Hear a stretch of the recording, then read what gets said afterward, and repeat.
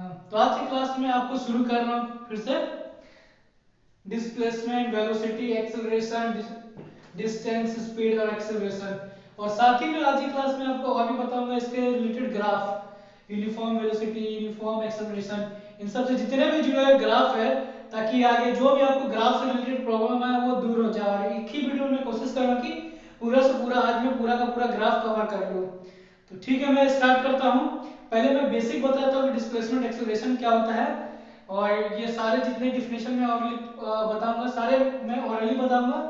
अगर आपको लिखना हो तो मेरा एक एक सेंटेंस को लिख सकते हैं, नहीं तो मैं आगे आपको अगर डिफिनेशन बोलूँ तो मैं डिफिनेशन भी लिख दूंगा। लेकिन हालांकि आपको बुक में इन सब का डिफिनेशन दिया होता है, आप वहां से भी ये कर सकते हैं। तो चलिए हम स्टार्ट करते हैं बिना टाइम लगाए हुए। ठीक है, डिस्प्लेसमेंट में बोलते किसको है? डिस्प्लेसमेंट मतलब बुक में भी देखेंगे कि जो शॉर्टेस्ट पाथ होता है उसी को हम लोग डिस्प्लेसमेंट बोलते हैं। या जनरली जितना हम लोग पाथ है इनिशियल से फाइनल तक का जो कवर किया हुआ डिस्टेंस होता है, कवर किया हुआ जो पैरामीटर होता है, जैसे मान ए, ये गया यहाँ ए शुरू किया, फिर बी पॉइंट पे गया, फिर सी पॉइंट पे गया, ये टोटल कितना कवर किया? अगर डिस्टेंस अगर देख लिया जाए तो ये टोटल देखें तो ये यहाँ और यहाँ भी कवर किया। लेकिन अगर इनिशियल और फाइनल लिया जाए तो यही, अगर मान लिया तो यही shortest part as a definition के, तो डिफिनेशन के अकॉर्डिंग चलेंगे तो मेरा क्या डिस्प्लेसमेंट ये वाला हो जाएगा। अगर वही चीज डिस्टेंस भी किया जाए तो जो ये पूरा कवर किया है इसने, यहाँ और ये पार्ट, ये दोनों पार्ट को, ये पहला पार्ट ये दूसरा पार्ट, तो ये दोनों का समेशन ही हमारा डिस्टेंस होगा। ठीक ना? डिस्टेंस डिस्प्लेसमेंट में यही फर्क है। डिस्टेंस ये जो हम टोटल जितना पार्ट कवर किए होते हैं वो सारा ऐड होता है, पर डिस्प्लेसमेंट में क्या होता है, जो हमारा शॉर्टेस्ट पाथ होता है, जो इनिशियल गया है या फाइनल गया है, तो वो हो गया डिस्प्लेसमेंट। अब आता है वेलोसिटी, किसको कहते हैं? वेलोसिटी वो है कि टाइम के रिस्पेक्ट में हम जितना डिस्प्लेसमेंट ट्रेवल किया होते हैं वो हमारा डिस्प्लेसमेंट कहलाता, वो हमारा वेलोसिटी कहलाता है। सॉरी, जैसे ये मान लीजिए यहाँ कवर किए, लेकिन एक्चुअल हम कितना डिस्प्लेसमेंट कवर किए हैं? ये मान लीजिए x था, ये y और ये z, तो हमारा x ही डिस्टेंस हम कवर किए ना विद रिस्पेक्ट टू टाइम। जितना हमको टाइम लगा, टाइम ये टोटल आएगा जितना हमको यहाँ से कवर करना पड़ा था। ये कॉन्सेप्ट वाला बात है, कुछ आप ये मैं जो पॉइंट गौर कीजिएगा, जो टाइम हम लोग लेते हैं ना वो पूरा इंटायर का लेते हैं, जो यहाँ से पार्ट वन पार्ट बी में गए थे। लेकिन डिस्टेंस हम डिस्प्लेसमेंट जो लेते हैं हम लोग सिर्फ इसी का लेते हैं। क्यों? क्योंकि हम यहाँ टाइम तो कंज्यूम कर दिए होते हैं, तो वो टाइम हमको लेना होता है। ये न्यूमेरिकल में आपको ये पॉइंट काम आएगा। और स्पीड में क्या होता है? स्पीड में एज हम जितना डिस्टेंस कवर किए होते हैं वो प्लस जितना हम टाइम कवर किए तो वो आता है। अब देखिए, अब दोनों डिफरेंस क्या है? सबसे बड़ा चीज कि मान लीजिए कि हमारा डिस्टेंस कभी जीरो नहीं होता है, नेवर जीरो, नेवर जीरो, यानी distance not equal to zero, पर हमारा डिस्प्लेसमेंट ये हमारा जीरो हो सकता है। क्यों? क्योंकि मान लीजिए कि 5 किलोमीटर हम इधर गए, ठीक, 5 किलोमीटर, फिर उसके बाद हम वापस चले गए, इसी पॉइंट पहुंच गए, मेरा इनिशियल पॉइंट भी यही था और फाइनल पॉइंट भी यही था, तो मेरा टोटल डिस्प्लेसमेंट क्या हो गया? जीरो। और एक और चीज है कि डिस्प्लेसमेंट हमारा ना निगेटिव भी हो सकता है, निगेटिव पॉसिबल है। या मान लीजिए कोई भी डिजिट होगा, 1 होगा, 2 होगा, 3 होगा, 4 होगा, 5 होगा, 6 होगा, मतलब -x भी हो सकता है।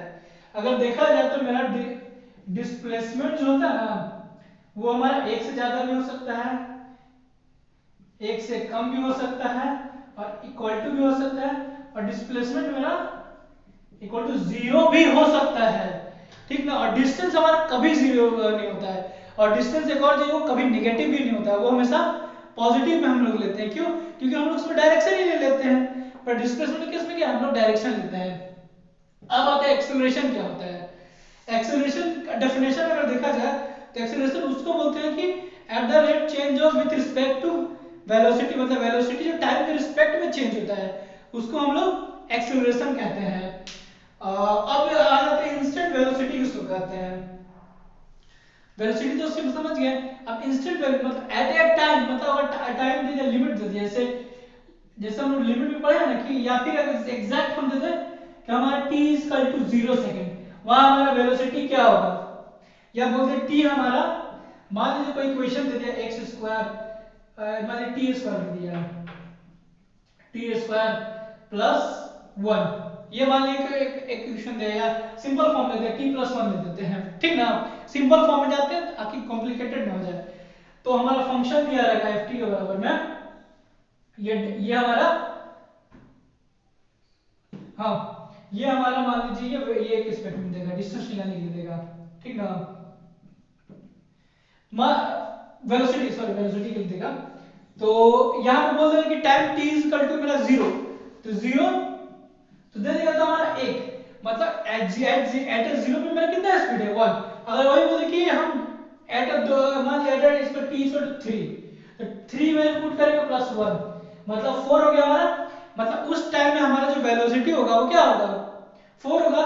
एक्चुअल में होता है ऐसा नहीं, होता है क्या ना कि मान लीजिए x दिया रहेगा, ठीक ना, तो x रहेगा x स्क्वायर रहेगा, तो हम लोग लेते हैं जनरली जो फॉर्म में आएगा तो हम यहाँ डिफरेंशिएट करते हैं डबल f(x), तो ये हमारा हो जाता है एक्चुअल में dt के रिस्पेक्ट में, ये हमारा एक्चुअल वेलोसिटी आता है अगर ओरिजिनली ले। ये मैंने सिर्फ समझाने के लिए कहा था, आगे सारा चीज मैं एक्सप्लेन करूंगा, ये मैंने एज ए नोटेशन लेते कि इस हिसाब से आएगा प्रॉब्लम आपका, ठीक ना। ये हो गया इंटर्न ये। अब आते हैं एवरेज पे। एवरेज वेलोसिटी क्या होता है? एवरेज वेलोसिटी मान लीजिए कि हम कोई लंबा डिस्टेंस ट्रेवल करते हैं, यहां से यहां डिस्प्लेसमेंट या लंबा दूरी तय करते हैं, तो मान लीजिए 4-5 पॉइंट पे रुक के गए, मान लीजिए यहाँ 60 किलोमीटर से हम लोग गए हैं, फिर यहाँ 40 से गए हैं, यहाँ 80 से गए हैं हम लोग, यहाँ हम लोग मान लीजिए 100 की स्पीड से गए, तो हमारा ओवरऑल वेलोसिटी क्या होगा? वही जो हम लोग निकालेंगे विद रिस्पेक्ट टू टाइम। मान लीजिए कि हमको यहाँ हमको 10 मिनट लगा था, यहाँ 20 मिनट लगा था, यहाँ 40 मिनट लगा था, और यहाँ हमारा सिर्फ 10 मिनट लगा। तो टोटल डिस्टेंस जितना हम लोग स्पीड से डिस्टेंस का जो होगा, जितना स्पीड से हम कवर किए plus total velocity plus summation of velocity plus summation of time, ये जो हम लोग लेते हैं टोटल टाइम प्लस डिवाइड मतलब total velocity by divided by time total time, ये हमारा निकलता है एवरेज, मतलब हम लोग टोटली कितना हम एवरेज में गए हैं, तो ये हमारा एवरेज वेलोसिटी निकलता है। उसी तरह से एक्सेलरेशन का भी आते हैं, तो एक्सेलरेशन वेलोसिटी बराबर देखिए एक्सेलरेशन को हम निकालने के तरीका से ये हम जो निकाल रहे हैं इंस्टेंटेनियस का होता है, जैसे हमको पता है v इक्वल टू क्या होता है dx by dt होता है, प्लस एक्सेलरेशन बराबर में क्या होता है dv by dt होता है, dv by dt, और v मेरा क्या है dx by dt, तो इसको ब्रैकेट से तोड़ेंगे तो क्या हो जाएगा dx square by x by dt square. ये जो होता है ये होता है हमारा इंस्टेंटेनियस एक्सेलरेशन। तो यहां तक तो मुझे लगता है क्लियर होगा, और मैं भी क्लियर होगा क्योंकि मैं आगे आपको ग्राफ बताने वाला हूं। तो मैं ये बोर्ड को पूरा मिट करता हूं, और मिट करने के बाद मैं फिर से लिख करके रखता हूं ताकि आपको मुझे रिकॉर्ड करने में कम टाइम लगेगा और ज्यादा ये लंबा वीडियो नहीं बनेगा इससे। चलिए ठीक है, मैं बोर्ड को मिट करता हूं, ठीक। तो चलिए स्टार्ट करते हैं। ये लिख लिया मैंने, फिर तो आपको प्लॉट का सारा ग्राफ मैंने प्लॉट कर लिया, और एक एक करके आपको समझाते हैं ये कैसे कैसे क्या है। तो देखिए पहला जो कंडीशन मैंने लिया ना वो यूनिफॉर्म एक्सेलरेशन लिया है। यूनिफॉर्म एक्सेलरेशन कहने का मतलब एक्सेलरेशन का रेट जो मेरा वो सेम है हर जगह, और वेलोसिटी टाइम ग्राफ में हमने सबसे पहले प्लॉट किया है। तो वेलोसिटी टाइम ग्राफ प्लॉट किया, तो देखिए वेलोसिटी ऊपर वाले में किया है, नीचे वाले में टाइम किया है, यानी एक्स एक्सिस पे मेरे टाइम और वाई एक्सिस पे मेरे साथ वेलोसिटी। इसको करने के पीछे भी रीजन है, क्योंकि जो जिस पे डिपेंडेंट होता है ना वो हमेशा उस एक्स डायरेक्शन में रखते हैं, यानी जो मेरा वेलोसिटी है वो टाइम पे डिपेंडेंट है, तो मैंने इस पर प्लॉट किया है। बस ये सिंपल सा कॉन्सेप्ट है कि हमेशा हम जो टाइम पे करते हैं एक्स पे करते हैं, क्यों करते हैं उसके पीछे यही रीजन है कि जो फंक्शन हमारा जिसके पे डिपेंडेंट होता है इसीलिए हमेशा उसको हम लोग एक्स पे लेते हैं, यानी y जो मेरा किस पे डिपेंडेंट है एक्स पे रहता है, तो वेलोसिटी पे किस पे डिपेंडेंट है टाइम पे डिपेंडेंट है। उसी तरह से मैंने यहाँ लिखा डिस्टेंस को इसमें लिया है और टाइम को मैंने नीचे लिया है, तो डिस्टेंस मेरा क्या है ये पोजीशन मेरा क्या है ये टाइम पे डिपेंडेंट। तो आगे इतना को क्लियर है किस में एक्स पे लेता हूं स्क्वायर पे लेता क्यों लेता हूं। अब आते हैं ग्राफ पे। देखिए इसमें पहला क्या यूनिफॉर्म एक्सेलरेशन है, कहने का मतलब वेलोसिटी मेरा एक वेलोसिटी में एक इंक्रीज कर रहा, मान बोल दिया कि मेरा 10 मीटर पर सेकंड स्क्वायर से मेरा एक्सेलरेशन है, तो बढ़ा तो मतलब हर जगह मुझे पहले उसका 10 से शुरू किया था तो 20 हो जाएगा, 20 से 30 हो जाएगा, 30 से 40 हो जाएगा, ये ऐसे उसका क्या बढ़ रहा है एक्सेलरेशन बढ़ता जा रहा है, ठीक। तो देखिए ग्राफ प्लॉट, ग्राफ में क्या मेरा ये आया है, ये इंक्लाइन स्ट्रेट लाइन आया है, ये जो है ना इंक्लाइन और स्ट्रेट लाइन है ये पूरा, ये दोनों एक्सिस के, ठीक। क्या बोला कि हमारा ये, और इसका इसका कभी पूछता भी कि इसका स्लोप क्या होगा, ये जो एंगल बनाएगा ये कितना डिग्री का एंगल बनाएगा। तो हम लोग इसको प्लॉट करेंगे और ये यहाँ हम थीटा लेंगे, थीटा बेस। तो इसका स्लोप निकालने के लिए स्लोप को ही एम बोलते हैं, और थीटा से भी निकालते हैं, टेन थीटा भी होता है, इसको टेन थीटा बोलते हैं। स्लोप निकालने के लिए v माइनस यू करेंगे, t1 माइनस t2, क्योंकि डिफरेंस ही निकालते हैं, क्योंकि हमारा कोऑर्डिनेट दे रखा है, कोऑर्डिनेट के अकॉर्डिंग अगर इसको अगर देख लिया तो अगर वो मान ले हम p बाई बी अगर वो करके निकाले ना तो उससे भी निकलेगा, ये मेरा p हो जाता है, ये b हो जाता है, तो p मेरा ऊपर हो गया, b नीचे हो गया, तो p जो है वो यहाँ हो जाएगा v, यानी ये और ये का गैप हो गया, यही ना मेरा डिस्टेंस। अगर मैथमेटिकली जहाँ पे a और b अगर मान लो हो जाएगा तो ना किस करते हैं हम लोग, ये लेते हैं डिफरेंस लेते हैं, डेल v लेते हैं, ठीक। इन्हीं का हम डेल v ले सकते हैं, इसी को डेल t ले सकते हैं, del v upon del t हमारा एक्सीलरेशन होता है, तो इसको इस फॉर्म में आ गया del v upon del t acceleration. हमारे इस ग्राफ से भी निकाल सकते हैं, ग्राफ में अगर प्लॉटिंग अगर यहाँ दिया हो। अब आते हैं पोजीशन टाइम ग्राफ में। पोजीशन टाइम ग्राफ में देखिए कि हमारा x ले लिए, x पे हमारा पोजीशन ले लिया यानी डिस्टेंस जो ट्रेवल किया था, और टाइम हमारा x वाले पे y वाले से है। देखिए इसमें क्या हो रहा है कि मेरा कर्व शेप में आ रहा है, कर्व शेप में आ रहा है और साथ में ये बढ़ते जा रहा है। तो ये मतलब जब भी हमारा मेरा कर्व बढ़ रहा होगा, डिस्टेंस बढ़ रहा होगा, इसमें मेरा कर्व से बढ़ रहा है, इसमें हमारा स्ट्रेट लाइन नहीं है, इंक्लाइन स्ट्रेट लाइन नहीं है, इसमें क्या है मेरा ये बढ़ रहा है, रैपिडली बढ़ते जा रहा है, एक कर्व बना के बढ़ रहा है, कर्व बना के बढ़ रहा है। तो इसमें क्या बढ़ रहा है, ये जो मेरा बन रहा है ये पॉजिटिव एक्सेलरेशन है, कहने का मतलब मेरा नेगेटिव मतलब एक्सेलरेशन में बढ़ रहा है, तो मेरा डिस्टेंस दूसरी रफ्तार से बढ़ा। इसको आगे डॉट करते हैं तो देखिएगा और ये और नजदीक हो जाएगा, और ये इनफिनिटी तक चले जाएंगे तो वो और बढ़ते चला जाएगा टाइम के रिस्पेक्ट में। ये यहाँ पे एक्सेलरेशन हमेशा इंक्रीज होता है, यहाँ पे मेरा जो डिस्टेंस है ना वो जितना दिया रहेगा उसके अकॉर्डिंग मान इनफिनिटी दिया तो इनफिनिटी तक जा सकता है, अगर जितना ज्यादा हो टाइम तक हम बढ़ते जाए। अब इस पे आते हैं नेगेटिव, ये जो ग्राफ में ये दिखा है इसके ये जो कर्व है वो ऐसा बना हुआ है, तो ये जो कर्व है ये देखिए ये नेगेटिव एक्सेलरेशन पहले तो मेरा राइज होते गया, डिस्टेंस भी राइज हो रहा है, और जैसे इसको और आगे बढ़ाते जाए एक स्टेज आएगा कि मेरा ये क्या होता है ना ये जीरो पोजीशन पहुंच जाएगा। कहने का मतलब क्या है कि यहाँ जो मेरा एक्सेलरेशन है वो क्या हो रहा है, वो धीरे धीरे एक स्टेज बढ़ रहा है, उसको हम क्या कर कम कर रहे हैं। एक्सेलरेशन जैसे कम करते करते एक स्टेज आएगा कि जहाँ मेरा वेलोसिटी भी जीरो हो जाएगा, वेलोसिटी भी जीरो हो जाएगा, तो वेलोसिटी जीरो होने का क्या मतलब क्या है कि मेरा डिस्टेंस कवर भी जीरो हो जाएगा, यानी टोटल जो मेरा क्या है ग्राफ ये, तो ये होगा। इसको अभी स्लोप निकाल, तो ये जो मैंने निकाला ये पॉजिटिव लेके निकाला है, अगर डिसएक्सेलरेशन के लिए तो नेगेटिव आएगा यहाँ पे नेगेटिव का फॉर्म आएगा, लेकिन ये ऐसा नहीं आएगा।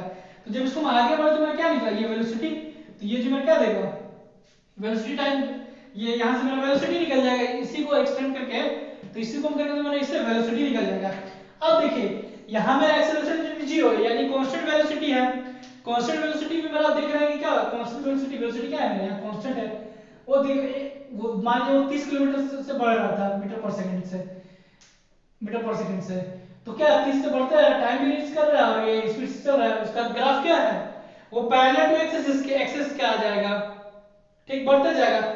अगर इसी ग्राफ को हम अगर पोजीशन टाइम ग्राफ में देखें तो क्या हो रहा है कि मेरा ये इंक्लाइन स्ट्रेट लाइन आ रहा है, मतलब कि ये भी एक एंगल से क्या हो जाएगा ट्रेवल करेगा, इसका भी स्लोप ऐसे ही निकालेंगे, पोजीशन मेरा डेल एक्स हो जाएगा यहाँ पे और डेल टी हो जाएगा, यानी इसका मेरा जो v इसका जो हमारा डेल एक्स और डेल टी निकालेंगे तो हमारा इससे वेलोसिटी निकल जाएगा, जैसे हम ये इस फॉर्मूले में गए थे स्लोप ये एंगल निकल जाएगा मेरा, अगर थीटा रहेगा तो थीटा निकल जाएगा जो वैल्यू दिया रहेगा। ये यहाँ तक थे हम। हाँ ये देखिए पोजीशन टाइम ग्राफ है, तो ये आपको समझ में आएगा कि ये इंक्लाइन क्यों हुआ, ठीक। उसके बाद अब आते हैं देखिए ये जो मैंने बताया ना ये कभी पॉसिबल ही नहीं है, क्यों, क्योंकि देखिए एक ही टाइम में क्या दो पोजीशन दिखा रही है कि मेरा यहाँ भी है यहाँ भी है, इसी टाइम पे ना मान लीजिए यहाँ t 4 सेकंड था, 4 सेकंड में मेरा यहाँ भी पोजीशन दिखा रहा है, मान लीजिए ये 3 किलोमीटर है और ये 2 किलोमीटर है, तो मतलब एक ही टाइम में तो मेरा दो नहीं हो सकता पोजीशन। कभी कभी आपको न्यूमेरिकल में भी ये पूछ सकता है, चार ग्राफ प्लॉट देगा कि इसमें से कौन सा गलत है वो चीज कीजिए। ये इस टाइप से जो ग्राफ दिया रहेगा पोजीशन टाइम ग्राफ का तो कभी पॉसिबल नहीं हो सकता, क्यों, क्योंकि ये एक ही टाइम पे यहाँ पे दो है, मतलब कॉन्सेप्ट बात एक ही टाइम पे मेरा दो पोजीशन तो हो नहीं सकता है, इसीलिए ये मेरा ग्राफ कभी सही नहीं हो सकता है। चलिए इस ग्राफ में बस इतना ही, और आगे मुझे उम्मीद है कि सारा का सारा प्रॉब्लम का दूर हो गया होगा। चलिए थैंक यू।